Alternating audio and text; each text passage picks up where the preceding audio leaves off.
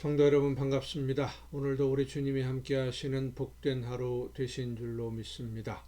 이 시간 우리가 함께 은혜를 나눌 본문 말씀 신약성경 히브리서 1장 4절부터 7절까지에 있는 말씀입니다. 신약성경 히브리서 1장 4절부터 7절까지 봉독합니다. 그가 천사보다 훨씬 뛰어남은 그들보다 더욱 아름다운 이름을 기업으로 얻으심이니 하나님께서 어느 때에 천사 중 누구에게 너는 내 아들이라 오늘 내가 너를 낳았다 하셨으며 또 다시 나는 그에게 아버지가 되고 그는 내게 아들이 되리라 하셨느냐. 또 그가 맏아들을 이끌어 세상에 다시 들어오게 하실 때에 하나님의 모든 천사들은 그에게 경배할지어다 말씀하시며 또 천사들에 관하여는 그는 그의 천사들을 바람으로 그의 사역자들을 불꽃으로 삼으시느니라 하셨으되 아들에 관하여는 하나님이여 주의 보좌는 영영하며 주의 나라의 규는 공평한 규이니이다. 아멘. 8절까지에 있는 말씀 봉독하겠습니다. 구원의 신비, 믿음의 신비, 구원은 신비한 일이죠. 믿음도 신비한 겁니다. 그런데 신비주의는 다릅니다. 이 신비와 신비주의의 구별을 우리가 분명히 해야 되는데 구원뿐만 아니라 사실 하나님이 하시는 모든 일은 다 신비한 일입니다.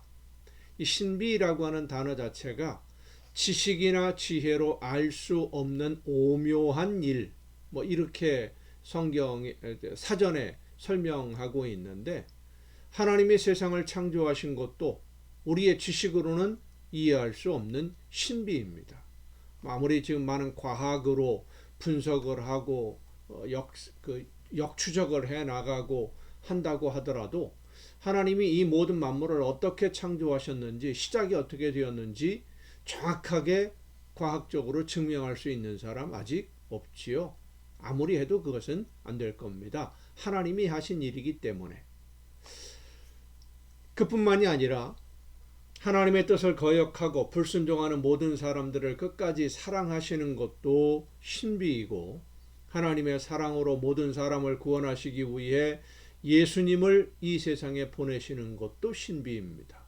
그 예수님이 하나님의 아들이신 것도 놀라운 신비이고 하나님이신 예수님이 이 세상에 사람으로 오신 것도 우리는 이해할 수가 없는 일이죠. 예수님이 우리를 대신하는 제물이 되신 것이나 예수님이 대신 제물이 되셨음을 믿는 모든 사람들의 죄를 덮으시고 그 영을 회복하시는 이 모든 구원에 관한 일들이 신비 그 자체입니다마는 그 중에 가장 놀라운 것은 우리가 예수님을 알고 믿는다는 것입니다. 예수님이 나를 위해 하신 일들이 하나님의 놀라우신 은혜의 구원의 선물이라는 것이 믿어진다는 것만큼 놀라운 일은 없습니다. 믿음 자체가 신비입니다. 그래서 하나님이 하신 모든 일은 우리가 이해할 수 없는 신비한 것인데 이 하나님의 신비하심을 믿는 것과 우리가 이해할 수 없지만 하나님이 하셨다고 믿는 것과 신비주의는 다르다는 거예요. 신비주의는 어떻게 표현할 수 있느냐면요.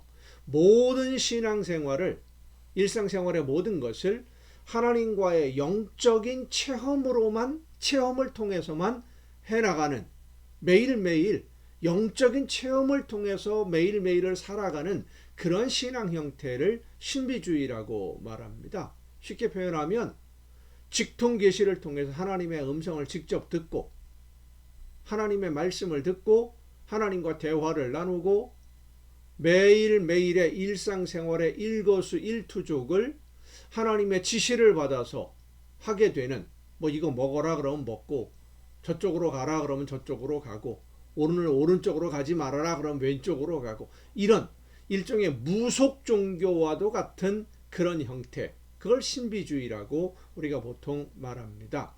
성령의 임재하심으로 영적인 체험을 최우선으로 하는 믿음보다 어떤 은사 이런 것들 기적 이런 것들을 더 중요하게 여기는 신앙 형태 그게 바로 신비주의예요.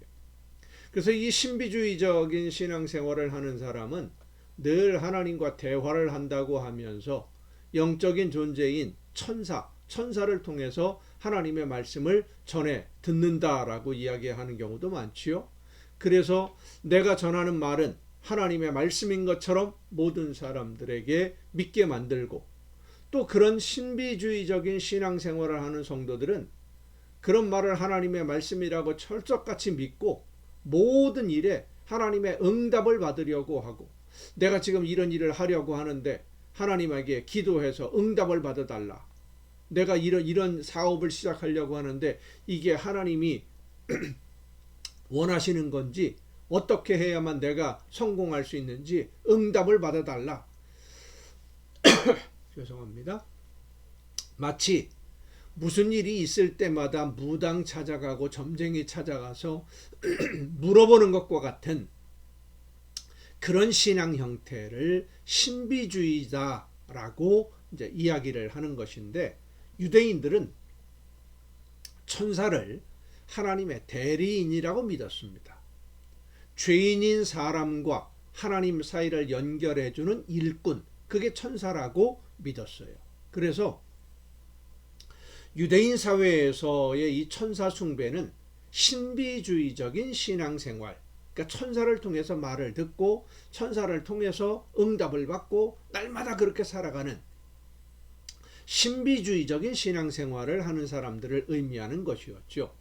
초대교회뿐만 아니라 당시 유대 사회에서는 천사 그러면 아주 뛰어난 영적인 존재라고 생각하는 사람들이 상당히 많았는데, 오늘 이 히브리서 본문 말씀을 보면 예수님이 어떤 분이신지를 설명하면서 천사보다 더 뛰어나신 분이라고 설명을 합니다.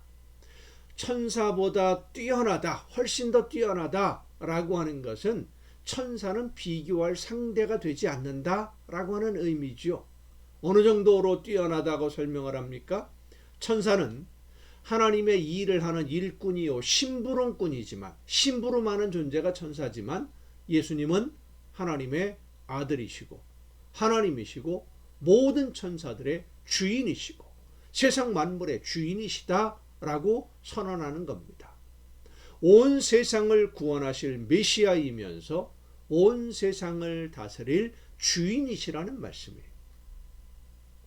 빌립보서 2장에 보면 예수님을 이렇게 설명합니다.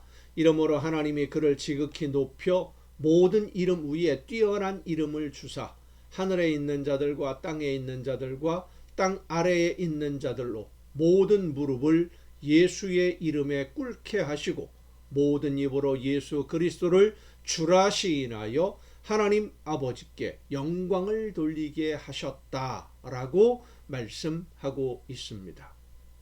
유대인들이 숭배하는 천사와는 비교가 안 되는, 비교할 수도 없는 하나님의 아들이 우리를 직접 찾아오셔서 하나님의 말씀을 전해주셨고 하나님의 뜻을 전하셨는데, 그렇게 우리에게 찾아오셔서 하나님의 말씀을 전하신 분이 바로 예수 그리스도이시다 라고 하는 것을 오늘 본문을 통해서 히브리인들에게, 그러니까 유대인들 중에 기독교인들에게 말씀을 전하고 있는 것입니다. 기도하겠습니다. 오늘도 크신 사랑과 은혜로 저희들을 인도하시는 아버지 하나님, 온 우주 만물의 주인이신 하나님이 외아들 예수 그리스도를 이 세상에 보내시고 예수님으로 말미암아 우리 모두를 죽음에서 생명으로 옮기시는 이 구원의 놀라운 신비, 예수님이 하나님의 아들이시며 온 세상 모든 만물의 주인이심을 믿고 하나님의 말씀 안에서 날마다 하나님이 기뻐하시는 뜻대로 예수님의 뒤를 따라 하나님의 나라를 이루어가는 우리 모두가 되게 하여 주시옵소서. 이 모든 말씀을 예수님의 이름으로 기도하옵나이다. 아멘. 여러분 오늘도 수고 많으셨습니다. 내일 이 가정예배 시간에 여러분 모두 함께 다 같이 만날 수 있기를 바랍니다. 말씀 오늘 인도하는 중에 갑자기 목에 목이 좀 깔아앉아서 여러분 불편 끼쳐드려서 죄송합니다.